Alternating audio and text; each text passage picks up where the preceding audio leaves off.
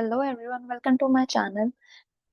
आज मैं आप लोगों के लिए लेकर आई हूँ एक काफी अच्छी अपडेट जो कि रहने वाली है गवर्नमेंट जॉब की। यहाँ पर आपकी जो जॉब लगेगी वो परमानेंट बेसिस पे जॉब लगेगी। यहाँ पे कोई भी कॉन्ट्रैक्ट बेसिस पे जॉब नहीं रहेगी।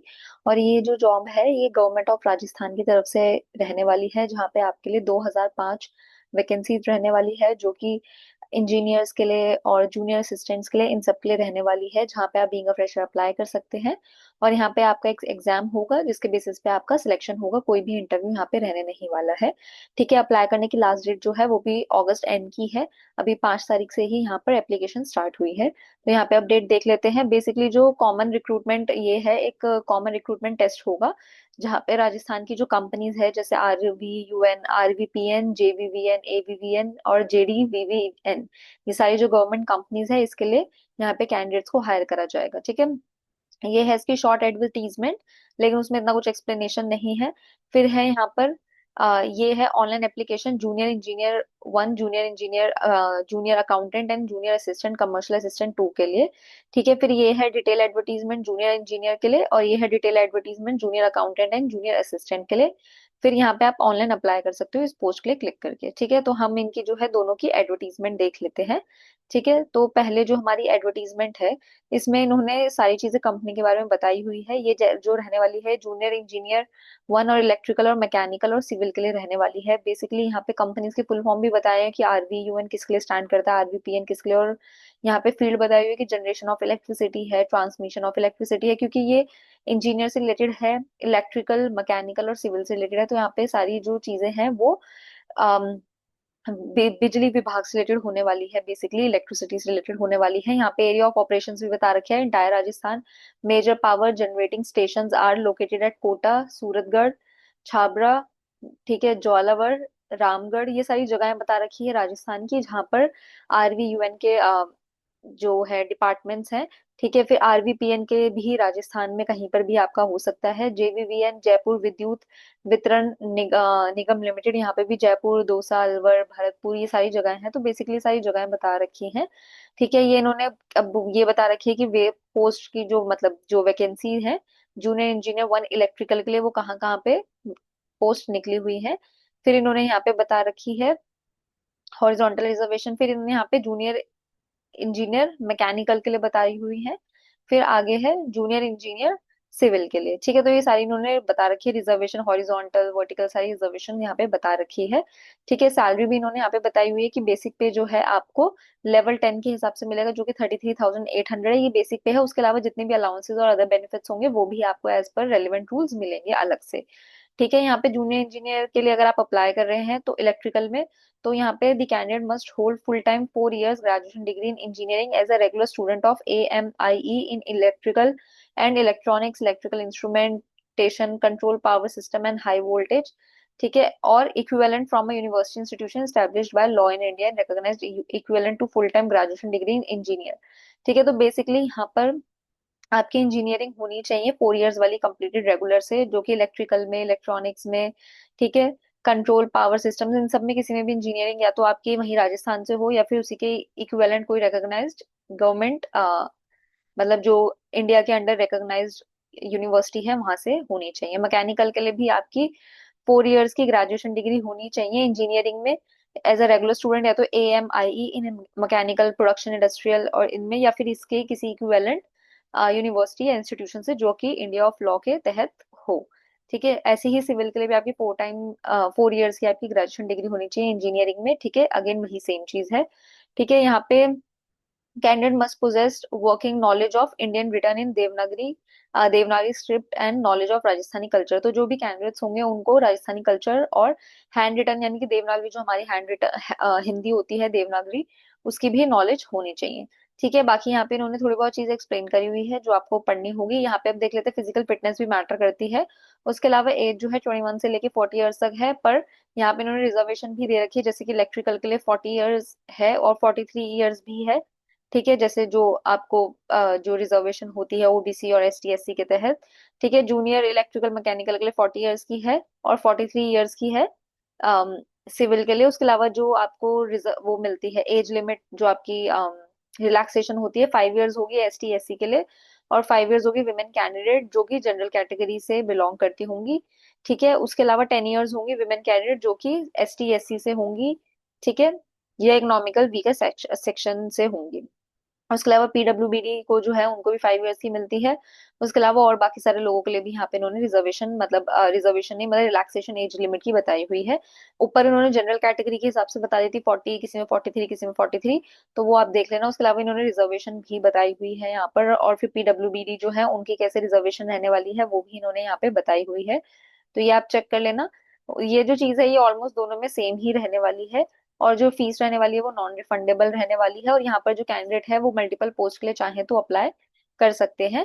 ठीक है, सिग्नेचर जो है कैपिटल लेटर में एक्सेप्ट नहीं होगा, और ऑनलाइन ही एप्लीकेशन फिल करी जाएगी। ठीक है, वो इन्होंने बताया हुआ है कि कैसे कैसे फिल करने हैं। वैसे बाकी जो मैंने आपको बताया था वहीं से डायरेक्ट आपकी फिल रहेगी। और एग्जाम आपकी जो फीस रहेगी वो 1000 रुपीज रहेगी, जो जनरल कैटेगरी है उनके लिए। बाकी सारी कैटेगरीज के लिए 500 रुपीज यहाँ पे रहने वाली है।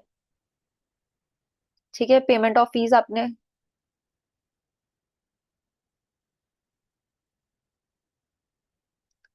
पेमेंट ऑफ फीस आपने जो है वो ऑनलाइन मोड में ही फिल करनी होगी। उसके अलावा आपका एक रिटर्न कॉम्पिटेटिव यहाँ पे एग्जामिनेशन रहने वाला है, जो कि एग्जामिनेशन सेंटर्स मैं आपको आगे बताऊंगी ही। ठीक है, तो यहाँ पे आपका एग्जाम का प्रोसीजर कैसे रहने वाला है वो मैं आपको बता देती हूँ। ठीक है, पहले तो इन्होंने ये बता रखी फोटोग्राफ वगैरह आप जो अपलोड करोगे वो किस किस साइज में होनी चाहिए, लाइव फोटोग्राफ कैप्चर किस किस साइज में होना चाहिए। तो हैंड रिटन डिक्लेरेशन भी आपने देनी होगी, स्कैनिंग ऑफ डॉक्यूमेंट्स कैसे रहेंगे, ये सारी चीजें उन्होंने बताई हुई है।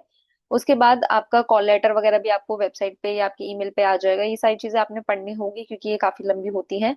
उसके अलावा एग्जाम में आपकी 60% वेटेज दी जाएगी। किस चीज को, जो आपकी लेवल ऑफ डिग्री मतलब जो आपकी इंजीनियरिंग की डिग्री होगी उसी के लेवल का यहाँ पे सिलेबस और सब चीज रहने वाला है। तो 60% वेटेज आपके एग्जाम को, रिटर्न एग्जाम को दी जाएगी। फिर 40% वेटेज आपके जो MCQ होंगे, जो कि reasoning, mental ability, mathematics, general knowledge in सबसे रिलेटेड होंगे, उनको दी जाएगी। यहाँ पे कोई भी इंटरव्यू नहीं होगा, पर नेगेटिव मार्किंग जरूर होगी हर रॉन्ग आंसर के लिए। और यहाँ पे इन्होंने बताया हुआ है कि अनरिजर्व कैटेगरी को 30% मार्क्स, और जो एक्स सर्विस मैन है उनको 20% मार्क्स। यहाँ पे to become eligible for consideration for appointment candidate should be required to secure minimum marks, जो इन्होंने बताए हुए हैं पार्ट ए और पार्ट बी के लिए, वो इन्होंने यहाँ पे बताए हुए हैं। पार्ट ए आपको पता है, मैंने बताया था, जो आपके जो इंजीनियरिंग में आपने पढ़ा है उससे रिलेटेड जो सिलेबस होगा उसके रिलेटेड होगा। बी में आपका जनरल नॉलेज वगैरह इन सबसे रिलेटेड होगा। तो ये था इसका अपडेट। यहाँ पे फिर बाद में आपकी डॉक्यूमेंटेशन वेरिफिकेशन भी होगी, जो कि आपकी सिलेक्ट होने के बाद वहीं जाके आपकी कंपनी में या इनकी इंस्टीट्यूशन में जाकर ही होगी। ठीक है, फिर अदर इंस्ट्रक्शंस वगैरह है। अब यहाँ पे आपका बताया ही है आपको मैंने, लास्ट डेट जो है वो 25 ऑगस्ट का यहाँ पे रहने वाला है। ठीक है, अगर आप चाहें तो इनके हेल्पलाइन नंबर पे भी कॉल कर सकते हैं जो इन्होंने दिया हुआ है। ये आपके सेंटर्स हैं राजस्थान में, 12 सेंटर्स हैं। आप इनमें से किसी को भी चूज कर सकते हैं, पर कंपनी जो है उनके पास पूरी अथॉरिटी है कि वो चाहे तो आपका सेंटर जो है लास्ट मिनट चेंज कर सकते हैं। ठीक है, तो अब ये जो नेक्स्ट अपडेट आ जाती है ये जूनियर असिस्टेंट के लिए, जूनियर अकाउंटेंट और जूनियर असिस्टेंट के लिए आ जाती है। यहाँ पे इन्होंने सारी इन्फॉर्मेशन वही वाली दी हुई है, एरिया ऑफ ऑपरेशंस वगैरह। ठीक है, वो सब सेम रहने वाली है। यहाँ पे इन्होंने रिजर्वेशन बताई हुई है दोनों ही पोस्ट के लिए। ठीक है, जूनियर अकाउंटेंट और असिस्टेंट के लिए यहाँ पे इन्होंने रिजर्वेशन बताई हुई है। उसके अलावा यहाँ पर इन्होंने सैलरी बताई हुई है कि लेवल 10 के हिसाब से 23,700 आपका fix remuneration during PT period है। ये आपका वैसे बेसिक पे है 33,800। और L5 लेवल 5 के हिसाब से 20,800 ये जूनियर असिस्टेंट के लिए है। जूनियर अकाउंटेंट के लिए आपके पास ग्रेजुएशन डिग्री होनी चाहिए कॉमर्स में या बिजनेस एडमिनिस्ट्रेशन में किसी भी रिकॉग्नाइज्ड यूनिवर्सिटी से जो कि अंडर लॉ के एस्टैब्लिश्ड हो। ठीक है, ये सारी चीजें उन्होंने बताई है। बी जो इन्होंने बताई हुई है कि आपके पास एक कंप्यूटर कोर्स होना चाहिए। ठीक है, वो उन्होंने सारे बता रखी है कि और करके कि आपके पास, और अगर ये नहीं है तो ये नहीं है तो ये उन्होंने बताया। पर दो चीज जो इंपॉर्टेंट है, एक तो आपके पास डिग्री होनी चाहिए कॉमर्स वगैरह में, और कंप्यूटर का कोर्स किया होना चाहिए। ठीक है, बाकी जैसे इन्होंने बताया कंप्यूटर साइंस में engineering from a polytechnic institution अगर आपने कर रखा है तो भी आप यहाँ पे अप्लाई कर सकते हो। वो सारी चीजें इन्होंने बताई। जूनियर असिस्टेंट के लिए आपका सीनियर सेकेंडरी एग्जामिनेशन यानी कि आप 12th पास होने चाहिए हो तो एलिजिबल हो जाते हो। उसके अलावा आपका कंप्यूटर कोर्स यहाँ पे होना चाहिए, और यही आपका हिंदी रिटर्न जो देवनागरी लैंग्वेज है उसकी नॉलेज होनी चाहिए, और राजस्थानी कल्चर की नॉलेज होनी चाहिए। उसके अलावा बाकी सारी चीजें सेम यहाँ पे ऑलमोस्ट रहने वाली है। यहाँ पर भी अप्लाई करने की जो है एज वो 18 से लेके 40 ईयर्स तक है। ठीक है, और direct recruitment in previous 3 years was not done. The upper age limit 43 years भी, however, as direct recruitment in previous 3 years was not done. The upper age limit as on 1/1/2027 उसमें 43 बताई हुई है। उसके अलावा ये इन्होंने रिजर्वेशन बताया हुआ है, मतलब रिलैक्सेशन बताया हुआ है एज का, वो आप देख लेना। ये इन्होंने रिजर्वेशन बताई हुई है फीमेल के लिए, PWBD के लिए तो वो आप एक बार चेक कर लेना। यहाँ पे इन्होंने ना स्पोर्ट्स कोटा भी दे रखा है, इंटरनेशनल स्पोर्ट्स बॉडी, इन्होंने कोटा भी दे रखा है। ये वैकेंसी जो है सिर्फ उनके लिए रिजर्व्ड है जो कि आउटस्टैंडिंग स्पोर्ट्स पर्सन थे राजस्थान के, तो ये उनके लिए रिजर्व्ड है। तो उनको भी यहाँ पे रिजर्वेशन मिल जाती है। अब यहाँ पर अप्लाई करने की लास्ट डेट यहाँ पे भी 25 अगस्त है। उसके अलावा सारी चीज उन्होंने वही बता रखी है, डिक्लेरेशन वगैरह सब चीजें आप कैसे देंगे। फीस भी सेम रहने वाली है। ठीक है, एग्जामिनेशन भी आपका ऑलमोस्ट सेम है, लेकिन यहाँ पे आपका एक कंप्यूटर बेस्ड एग्जाम भी अलग से होगा जहाँ पे आपकी टाइपिंग स्किल चेक करी जाएगी। तो बेसिकली यहाँ पे आपका एक होगा रिटर्न एग्जाम, जो कि अगेन आपकी जो आपका पढ़ाई आपने की हुई है आपके कॉलेज ड्यूरेशन के टाइम पे, ये सारी उन्होंने वही फोटोग्राफ वाली बता रखी जो मैंने पहले बताई थी। लेकिन जो इम्पोर्टेंट है वो आपका मैंने एग्जाम क्राइटेरिया वो इम्पोर्टेंट है, जो कि मैं आपको दिखा देती हूँ। जो 60% वेटेज मिलेगी यहाँ पर भी वही रिटर्न टेस्ट जो होगा आपका, जिसमें corporate accounting, income tax, cost accounting, इन सबसे रिलेटेड जो आपने मतलब ग्रेजुएशन डिग्री में पढ़ा होगा उन सबसे रिलेटेड आपका रहने वाला है। ठीक है, ये जूनियर अकाउंटेंट के लिए है। उसके अलावा वेटेज जो होगी आपकी 40% जो रहने वाली है वो रीजनिंग, मेंटल एबिलिटी इसकी रहने वाली है, जो कि उन्होंने यहाँ पे सब कुछ बताई हुई है।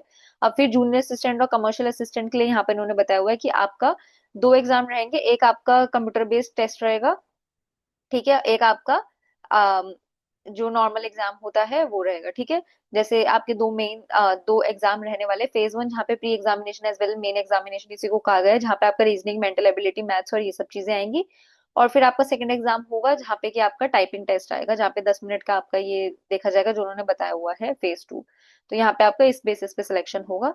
बाकी सारी चीजें सेम है, जो क्या कहते हैं जो सेंटर्स हैं वो भी सारे सेम रहने वाले हैं। तो आप उस हिसाब से अच्छे से नोटिफिकेशन पढ़ लेना। ठीक है, अगर आपको ये वीडियो अच्छी लगी हो और अगर आप मेरे चैनल पे नए हो तो सब्सक्राइब भी कर लें, ताकि फ्यूचर में ऐसी अच्छी अच्छी अपॉर्चुनिटीज आपको मिलती रहे। उसके अलावा मैंने आपको बताया था कि क्लिक अगर आपने अप्लाई करना है तो यहाँ पे डायरेक्ट क्लिक करके आप अप्लाई कर सकते हो। ठीक है, आपने एक न्यू रजिस्ट्रेशन की तरीके से यहाँ पे करना होगा, फिर आपने लॉग इन करना होगा जब आपका रजिस्टर हो जाएगा, और वहाँ पे आप आराम से सारे डॉक्यूमेंट्स अपलोड करके अप्लाई कर सकते हो। मैं उम्मीद करूंगी कि आपको जो ये अपडेट है ये अच्छी लगी होगी। तब तक मिलते हैं नेक्स्ट वीडियो में, बाय।